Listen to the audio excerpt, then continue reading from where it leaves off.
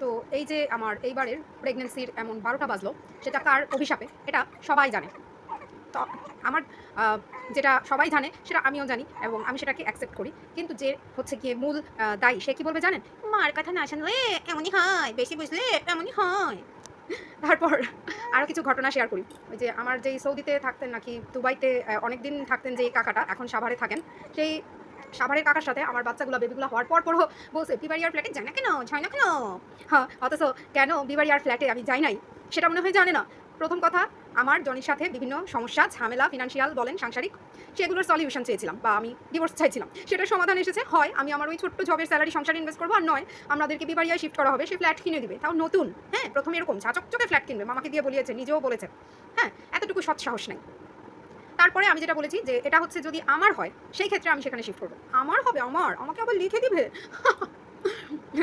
এটা মানে মারাত্মক হাস্যকর যে আমি কখনোই এটা বিলিভ করতাম না। যখন হচ্ছে ১ম আমাকে বুঝালো যে এটা দানপত্র বা সামথিং এই টাইপের কিছু করতে হবে এবং তারপর যখন আরো ২ থেকে ৩ বার টিন সার্টিফিকেটের কথা বলেও তারপরেও যখন কাজে কিছু হয় নাই, আমি তো একদম মানে কনফার্ম যে এখানে আ হচ্ছে অন্যান্য মাথা ঢুকে তাকে বায়াসড করা হয়েছে। কারণ সে অত্যন্ত বায়াসড ডাইনি যে বাইরের মানুষদেরকে পেটে ঢুকায়, বাইরের মানুষদের কথা ছাড়া, ইনফ্লুয়েন্স ছাড়া কিচ্ছু করে না। কারণ নিজের ঘটে কিচ্ছু নাই। শোনেন, পড়ালেখা করে মুখস্থ বিদ্যার মাধ্যমে একটু ঝেড়ে পরীক্ষা দিয়ে পাস করে সার্টিফিকেটের মাধ্যমে চাকরি করা এক ব্যাপার। কিন্তু নিজের বুদ্ধিতে চলা হচ্ছে something different. It's not a cup of T for everyone. তো আমি বলি, ফ্ল্যাট লিখে দিবে?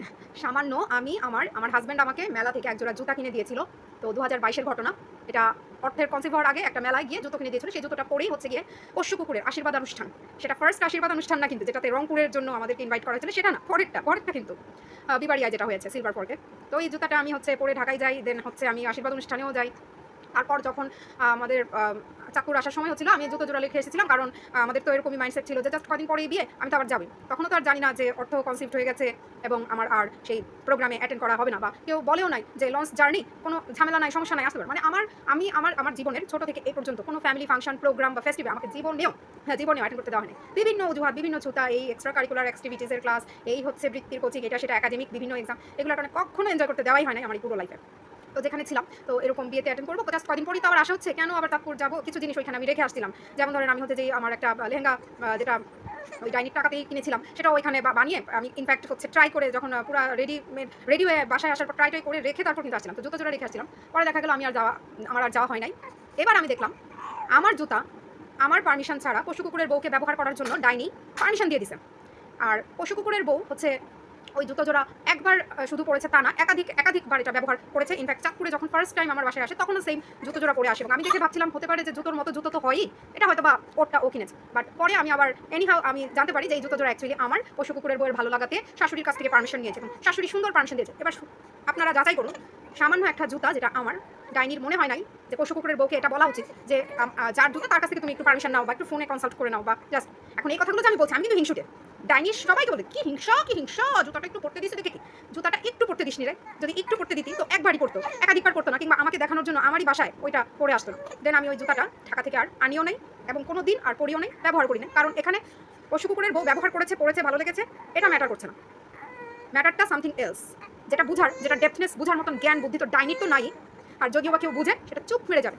কারণ মেডিকেল কমপ্লিট করিনি বলে আমার কোনো ব্যক্তি স্বাধীনতা নাই, আমার মত প্রকাশের অধিকার নাই, আমার কোনো অস্তিত্ব নাই। ইনফ্যাক্ট আমার জিনিস কে পড়বে না পড়বে সেটার পারমিশন অনুমতি আমি দিচ্ছি কিনা বা আমি জিনিসটাকে ভালোভাবে নিচ্ছি কিনা সেটা বলার মতো কোনো অধিকার কিচ্ছু আমার নাই। আপনারা কিভাবে মনে করেন যাদেরকে উদয় গ্রিন সহ অন্যান্য আত্মীয় স্বজন সহ যাদেরকে বলে রেখেছে এটা নাকি আমার জন্য কিনেছে, আমাকে লিখে দিবে, এই করবে সেই করবে, কিভাবে আপনারা বিলিভ করেন ভাই? কিভাবে বিলিভ করেন? এমনকি উদয় গ্রিনের যেই পাবলিকরা আমাকে বলছেন যে ফ্ল্যাট ভাড়া আমি পাই, কয় মাসের ফ্ল্যাট ভাড়া আমি পেয়েছি, এত মিথ্যা কথা আপনারা বলেন কি করে? যার কাছ থেকে শুনেন সে যে ডাহা মিথ্যাবাদী ডাইনি, ডাহা মিথ্যুক একটা। আর সে তো মিথ্যুকই, বাট আপনারা যারা তার কথাগুলো এইভাবে আমাকে ডেলিভার করেছেন, আপনারা নিজেরাও কিন্তু নিজেরা এখানে নিজেদেরকে ছোট করেছেন এবং মিথ্যুক হিসাবেই প্রমাণিত করেছেন। ওরে বাবা, পোষ্য কুকুর কত বড় লোক, বড় লোকের বউকে না বলতে পারবে? জিন্দেগিতেও না। আমার মতন গরিবের জুতো যে তার পায়ে মানে গলিয়েছিল, ডাইনি তো ভাবতেছে আমি ধন্য, আমার জুতো ওর পছন্দ হয়েছে, ও পড়তে পেরেছে, মানে আমি ধন্য।